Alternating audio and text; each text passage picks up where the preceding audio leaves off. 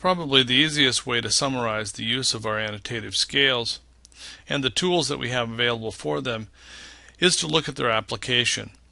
Here we're back looking at this floor plan that did not use annotative scaling with its dimensions. Notice that when I go on top, I don't see my little annotative scale icon showing up. So how would I apply annotative scaling to this already completed drawing? First, I would go to my dimension palette and work with my dimension style. In my dimension style manager, I'm using this dimension style called Arch. I'm going to modify that dimension style. Under Fit, I'm going to change from using an overall scale factor to annotative. Say OK and close. Now I need to update the dimensions on my drawing. So I'm going to use the Update tool on my Dimension toolbar, choose all of the dimensions in the floor plan, and hit Enter. Probably the first thing you notice is it looks like all of my dimensions have disappeared. And that's because I'm using a 1-to-1 scale, and it makes them very, very small. I have not added any scales other than 1-to-1 to my scale list. So at this point, I need to add some scales. I'm going to my Add Delete Scales. Again, I'm going to choose all of the dimensions in my drawing and hit Enter. You can see that 1-to-1 is the only scale I have, so I'm going to add some additional scales. This is architectural, and I want it to be able to display in 1/4 inch equals a foot. And I'll hold down the Shift button, and I also want to get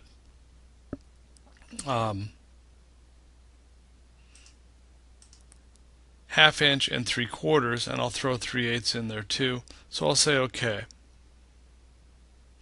Now I really didn't want the 3/8, so I'm going to go ahead and delete that. And I'm going to delete the 1-to-1. I'll say OK.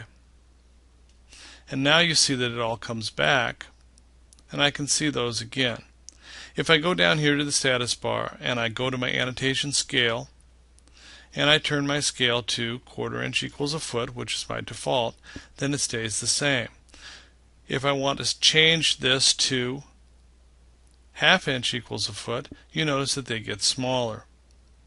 And you already know that there is an actual dimension. I'm just turning on and off the visibility.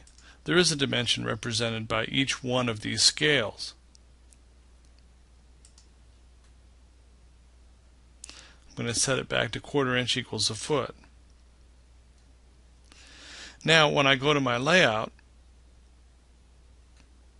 here I have my scale set. I'm going to click on this viewport, and the scale is set for 1/4 inch equals a foot. In zooming in on this next viewport, I'm going to click on that, and down here on the status bar it tells me that my viewport scale is ½ inch equals a foot. And even though my objects are scaled to be larger, you notice that the size of the text is consistent from viewport to viewport. If I were to change this from ½ to 3/4 inch equals a foot, my objects become even larger, but my text of my dimensions and my dimension objects all remain the same size.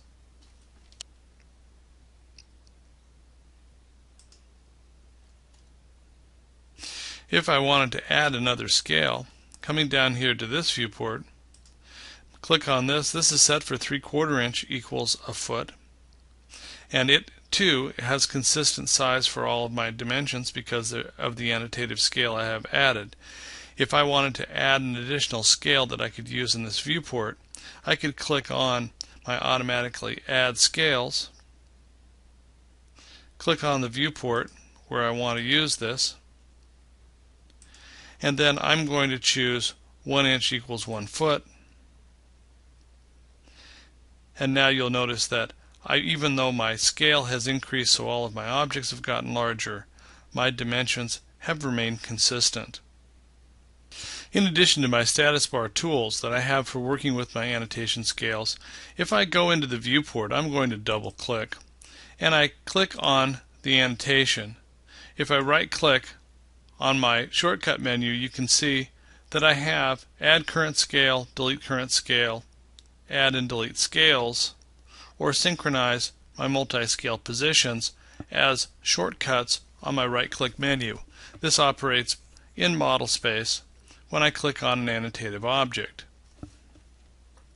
Because your viewport scale and your annotation scale are tied together, if you choose a scale that's not on your annotation scale list, you notice that the dimension disappears. So there's not one there to view. So you want to be careful when you're scaling each of your viewports that you're using a scale that's on the list and will show the dimensions or other annotative objects that you have scaled.